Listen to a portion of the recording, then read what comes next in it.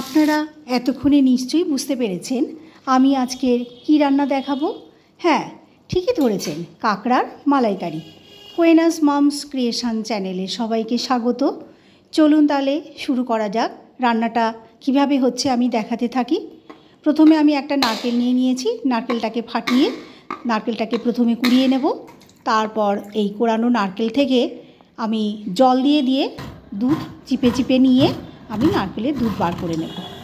এরপর দেখুন কাঁকড়াটা আমি কিভাবে কাটছি সেটা দেখুন। প্রথমে আমি বাজার থেকে কাঁকড়াটা নিয়ে এসেছি এবং পাগুলোকে আমি ছাড়িয়ে নিয়ে এসেছি। তারপরে গোটা কাঁকড়া ভালো করে ধুয়ে নিয়েছি। কাঁকড়াটা কিভাবে ছাড়াচ্ছি দেখুন। একদিকটা আমি একটা ভারী কিছু জিনিস দিয়ে ঠুকে নিয়েছি, তারপর উল্টো দিক থেকে আমি এটাকে ছাড়িয়ে নিলাম, তাহলে আলতোভাবেই এটা বেরিয়ে আসবে। এরপর বাইরের ময়লাগুলোকে ভালো করে পরিষ্কার করে নিচ্ছি।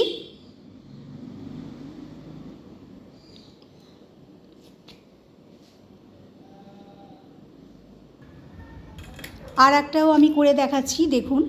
এই দিকটা একটা নোড়া দিয়ে আমি ভালো করে প্রেসার দিয়ে নিচ্ছি। এরপর উল্টো দিক থেকে ছাড়াবো।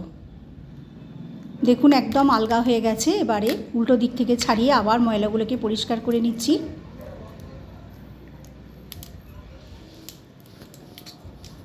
এরপর খোসার মধ্যে একটু ঘি থাকে, সেই ঘিটাকেও আমি আলাদা একটা বাটির মধ্যে আমি সেপারেট করে নিলাম। এরপর যে মোটা পাগুলোকে একটু থেতো করে নিলে কি হয়, তাহলে রান্না করতে সুবিধা হয় এবং ভেতরে তেল ঝাল মশলাগুলোও ঢুকে যায়। এবং ছোট ছোট পাগুলোর মাথায় একটু ছুঁচের মতো যে জিনিস থাকে সেটাকে ভেঙে নিতে হবে। দেখুন এইভাবে আমি ভেঙে নিচ্ছি। এরপর কাঁকড়ার অপর পোর্শনেও একটা ময়লা থাকে, সেটাকেও বার করে নিতে হবে। এবারে গোটা অবস্থাতে এটাকে আবার ধুয়ে নিতে হবে, তারপর এটাকে ভাঙতে হবে।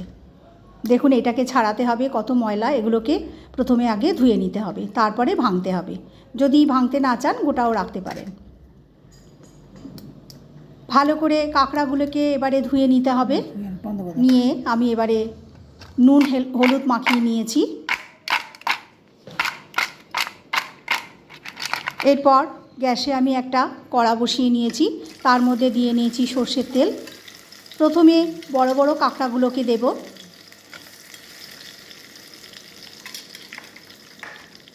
বড় কাঁকড়াগুলো বেশ কিছুক্ষণ ভাজতে হবে। তারপর ছোট ছোট যে পাগুলো রয়েছে সেগুলোকে দেব।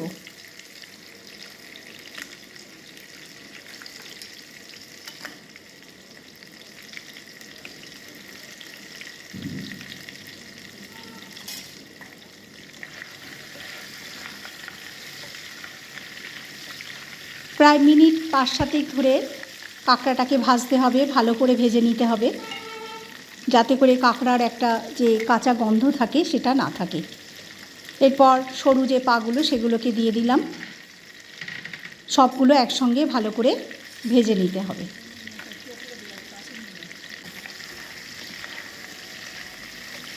দেখুন ভাজাটা প্রায় হয়ে এসছে।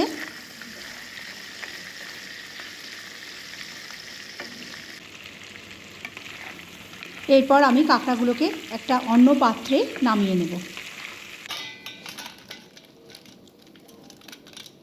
এরপর কড়ার মধ্যে আবার একটু সর্ষের তেল দেব।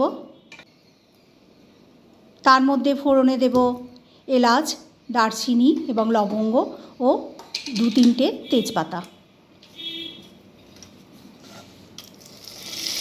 ফোড়নের মধ্য থেকে বেশ সুগন্ধ বেরোলে আমি 2টো পেঁয়াজ বড় বড় কুচিয়ে নিয়েছি, সেগুলোকে এবারে দিয়ে দিলাম।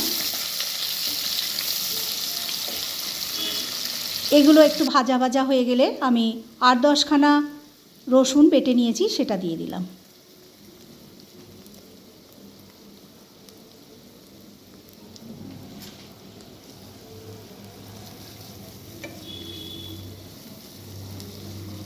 এরপরে দিয়ে দিলাম 1 চামচ আদা পেস্ট এবং 1 চামচ কাঁচা লঙ্কা বাটা এবং বড় সাইজের একটা টমেটো কুচোনো।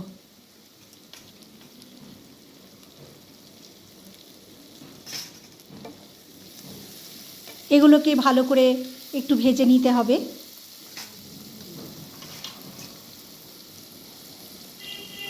হাফ ভাজা হয়ে যাওয়ার পরে আমি এবারে মশলা দেব। একটু নুন দিয়ে নিলাম, 1 চামচ নুন দিলাম।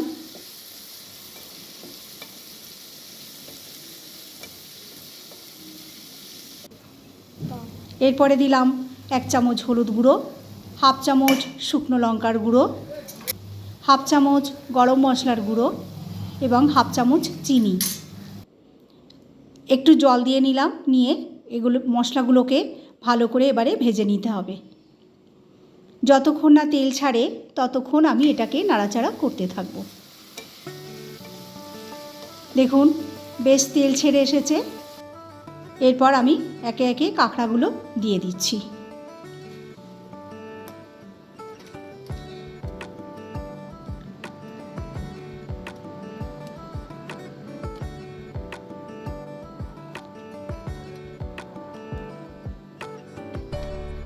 মশলার সঙ্গে কাঁকড়াগুলোকে ভালো করে একটু ভেজে নিতে হবে।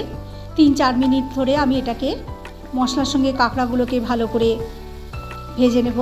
তারপর দিয়ে দেব নারকেলের দুধ, যেটা আমি আগেই বের করে রেখেছি।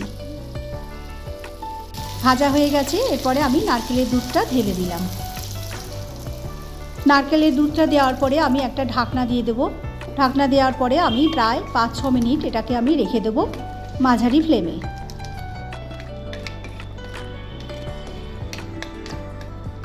ঢাকনাটা দিয়ে দিলাম।